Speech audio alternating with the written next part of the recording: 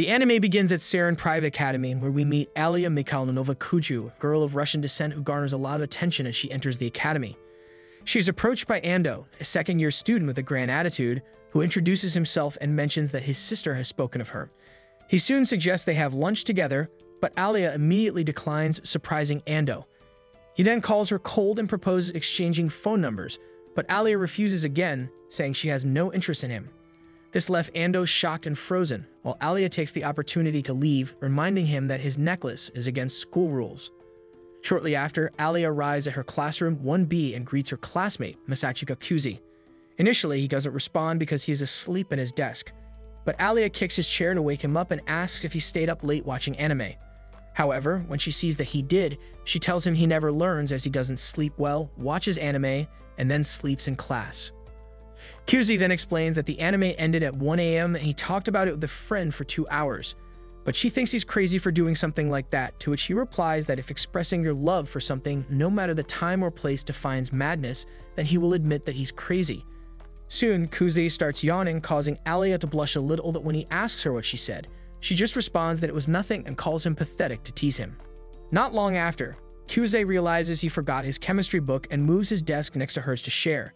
As class progresses, Kuzi keeps yawning, prompting Alia to poke him with her pencil, which made him raise his hand, causing the teacher to think that Kuzi wants to answer the question. However, not knowing the answer, Alia shows him the wrong one to embarrass him. Without hiding her intentions, she smiles as her teasing works and calls Kuzi adorable in Russian. We then learn a bit about Kuzi's past, where as a child he often played with a Russian girl who lived near his grandfather's house, which is how he learned to understand spoken Russian. He never thought it would lead to this absurd situation where a beautiful Russian girl teases him in a language he understands but pretends not to, fearing she would faint from embarrassment if she knew. After class, Alia sees Kuzi taking out his phone and reminds him that cell phones are only allowed for emergencies or as references. However, he responds that it is an emergency because the free pull in his game ends in 10 minutes. She isn't pleased with this and asks how he can do that in front of a student council member like her. But when he ignores her, she confiscates his phone and notices that he has won a character named Tsukuyomi. She soon notices that this is a reference to the Japanese moon goddess, but doesn't understand why her hair is gray instead of black. However, Kuzi mentions that it's a nod to the moon and that the character is very cute.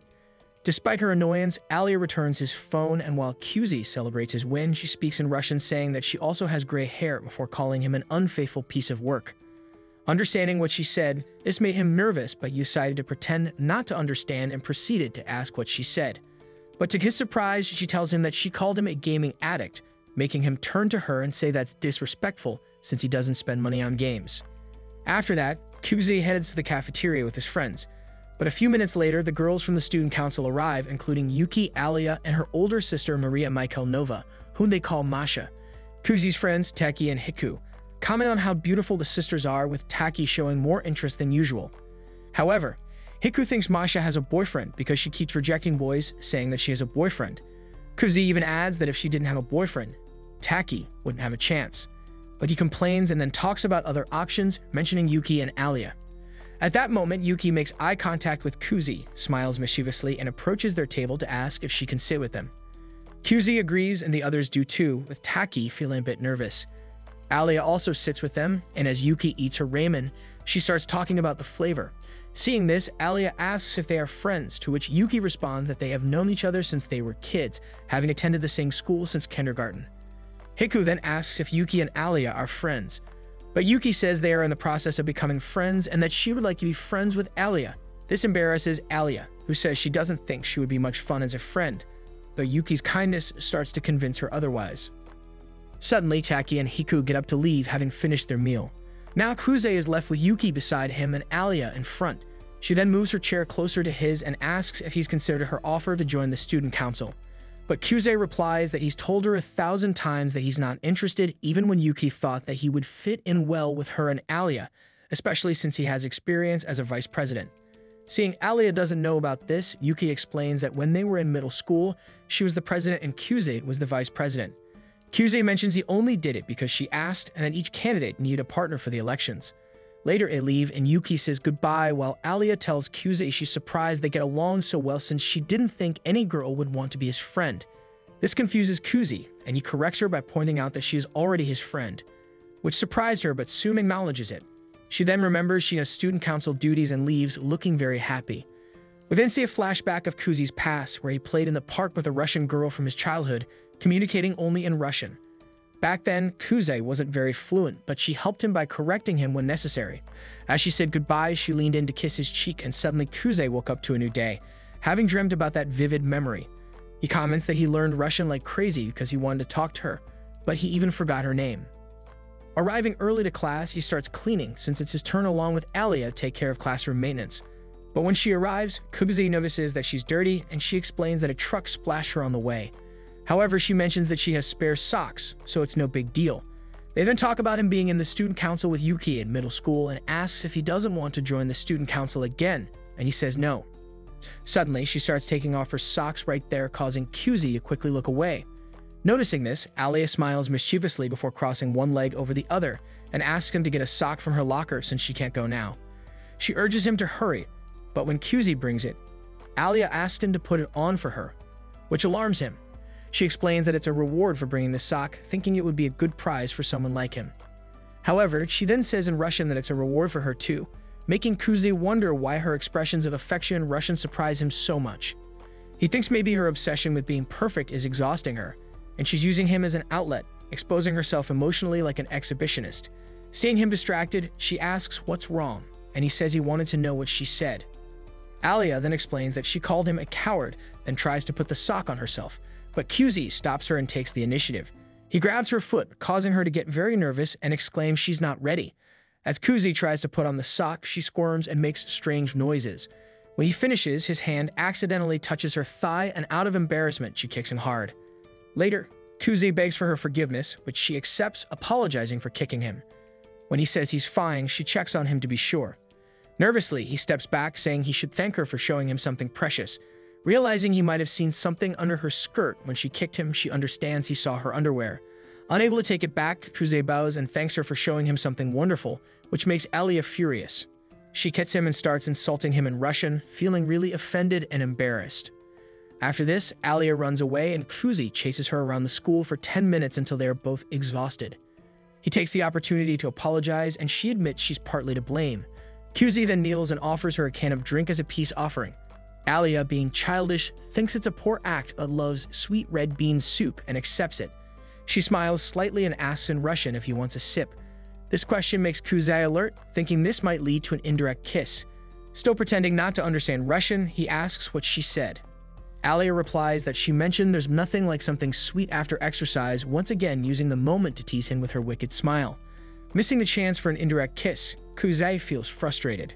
Some days pass by and one afternoon Yuki asks Kuze to help her clear out the council room. He reluctantly agrees, not being used to physical work, but meets up with her regardless. They soon start chatting when suddenly Alia appears from behind some boxes, looking a bit annoyed at the closeness between Yuki and Kuze. He realizes that Yuki definitely set this whole thing up to mess with him, as she knows Alia likes him. However, during cleaning, Yuki keeps chatting with him while Alia, seemingly getting even more annoyed, tells Kuze to pay more attention to work. Yuki realizes this is the perfect time, so she excuses herself and leaves. Suddenly, Kuze hears Alia mumble in Russian that even she wants some attention too, telling him to come near her in Russian. Meanwhile, Kuze wonders what kind of thirsty thoughts someone must have to talk so openly. Thankfully for him, the remaining work gets sorted out pretty quickly, and as he is about to leave, the door suddenly opens and a tall senior enters the room, surprised to see it all so clean already. Yuki tells him that Kuze helped them, so he thanks Kuze and introduces himself as Ken, the president of the student council. He then tells Kuze that he has heard a lot about him from both Alia and Yuki, but Kuze starts feeling uncomfortable and decides to leave. However, Ken stops him, claiming that since he helped them after school, he will buy him dinner tonight. Politely refuses the offer. Kuze claims that he was just helping some friends, but before he can leave, Yuki jumps into the conversation and tells him that he should accept the gift as he will have to cook for himself at home anyway. Hearing this, Ken ends up making the decision for them and also invites both Yuki and Alia to join them for dinner. Later that evening, they all go down to a family restaurant and sit down while Ken thanks Kuze again for helping with the council work. Yuki tells him that Kuze is pretty good at physical work as he gets it done quickly. Moreover, he is an expert negotiator. Ken also immediately recognizes his talent and offers him a position in the student council. However, Kuze again politely refuses, claiming that he has done the student council work forever as he didn't really enjoy it during middle school. However, Ken also agrees that it is definitely a lot of work, but tells him that it has its own benefits as well.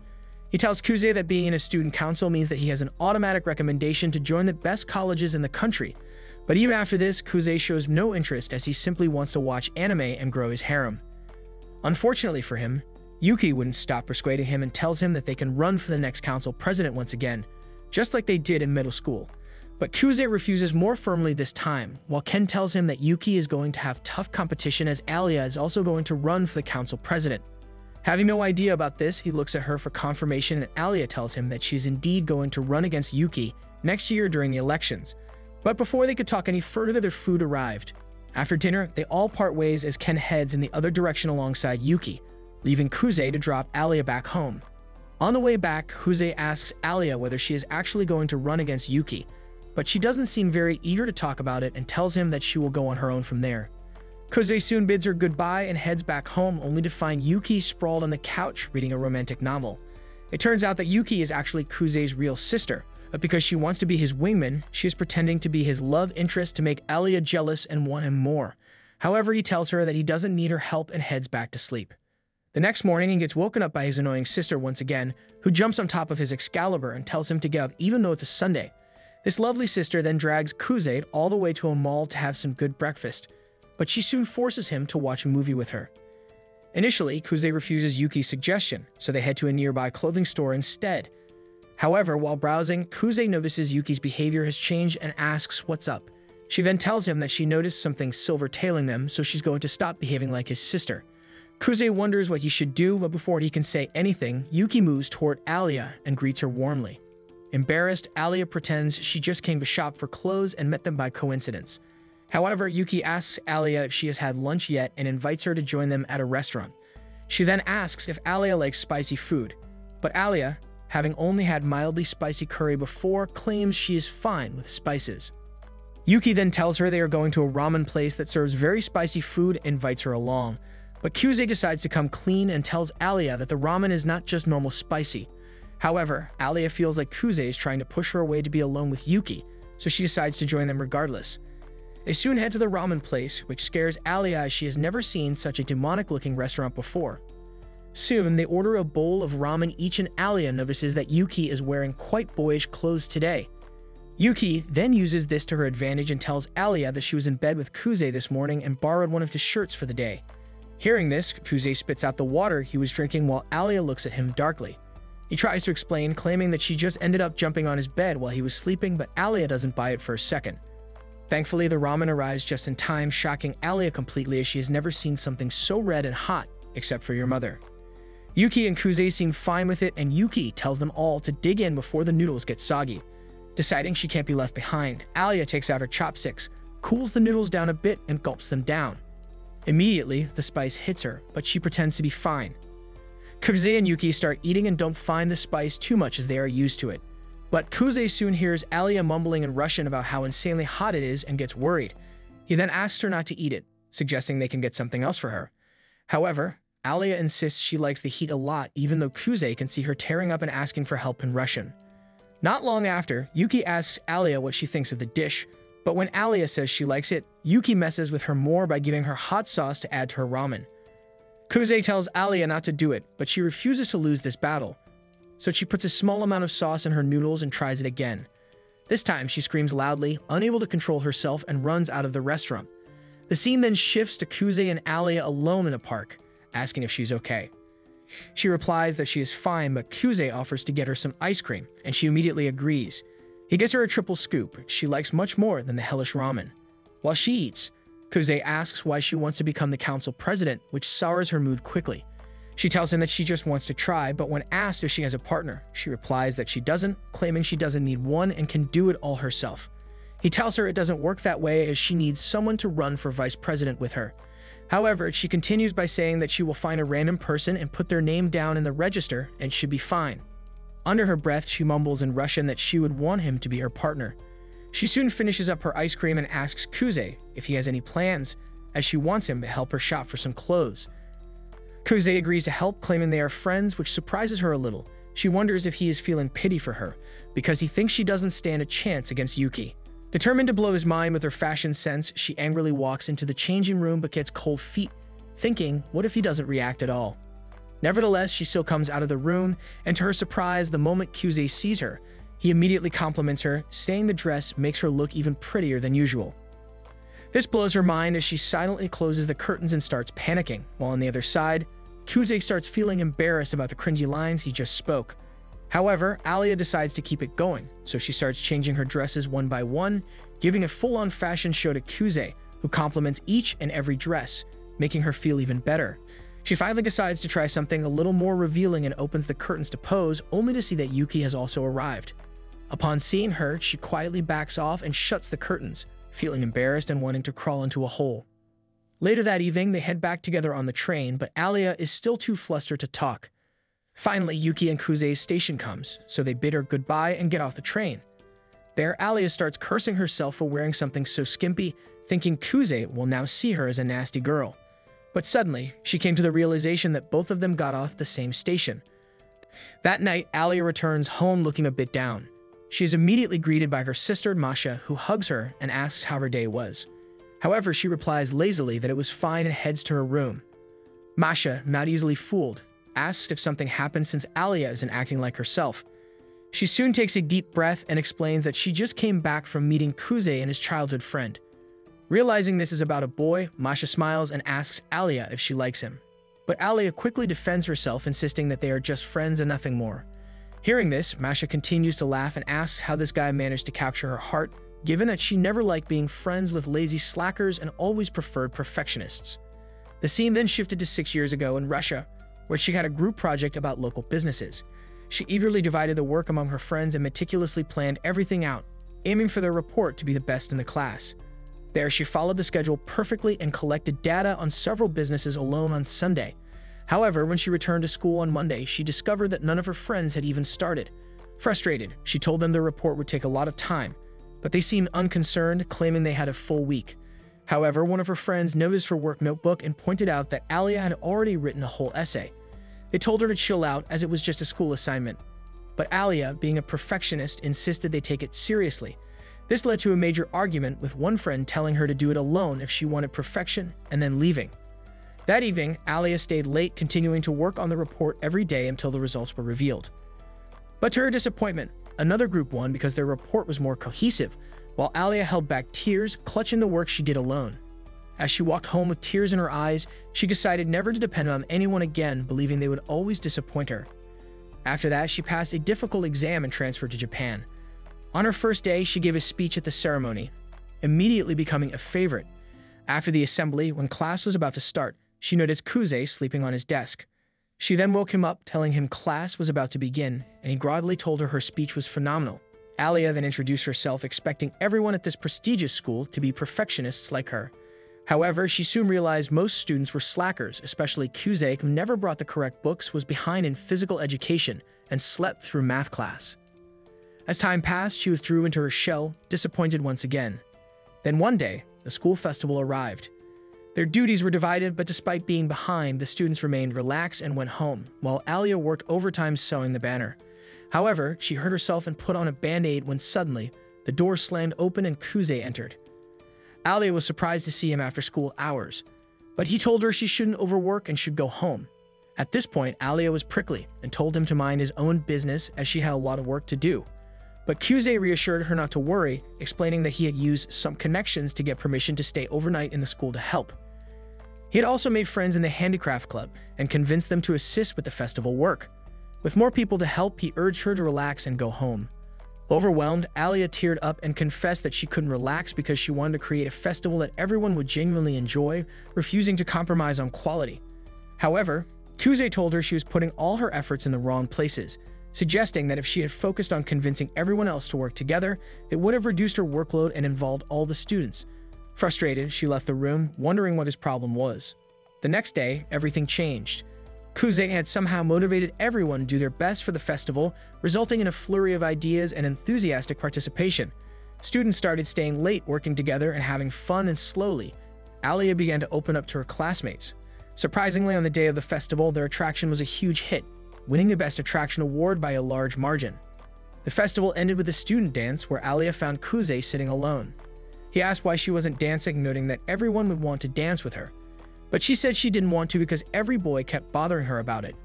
Kuze laughed and told her that people were calling her the Ice Princess because of her attitude. However, Alia wasn't thrilled about the nickname, saying it made her feel like people thought she was born with everything, even though she had worked hard for her achievements. Alia then apologized for lashing out at him the other day and asked if she could do anything to show her gratitude. Initially, Kuze told her it wasn't necessary, acknowledging her efforts, but he soon wished for one thing: to call Alia by her first name. Just then, a group of boys appeared, pressuring her for a dance. Seeing this, Kuze took matters into his own hands, grabbed her arm, and asked her for a dance as her way of thanking him. Back in the present, Masha commented that it sounded like the start of a beautiful love story. Alia, however, kept on insisting they were just friends, but Masha wasn't convinced, smiling knowingly.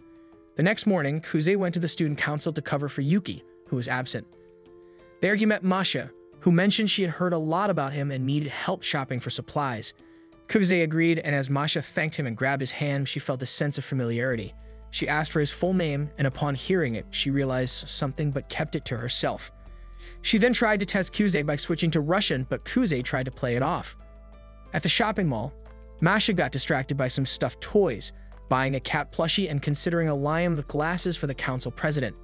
However, Kuze advised against it, saying the president wouldn't like it. They then ended up buying a cat that resembled Alia and continued to a tea shop, where Masha tried different brews. There, Kuze suddenly remembered his parents' separation when he was young, explaining how he stayed with his dad while Yuki went with her mom, forcing the siblings to be separated. Coming back to the present, he found Masha looking worried. Turns out she noticed his pained expression and hugged him, stroking his hair. This shocked him, bringing a wave of nostalgia and a sense of familiarity and relaxation. However, the moment was cut short when he accidentally burned himself with a hot teacup, while still wondering why Masha's touch reminded him of his childhood. This then concludes the third episode's recap of this anime. If you enjoyed this video and want more of it, go ahead and hit that like button down below, and don't forget to subscribe to the channel. Thank you everyone for helping us in reaching 5,000 subscribers. Let's continue to grow this community and help us reach a new goal of 10,000 subscribers.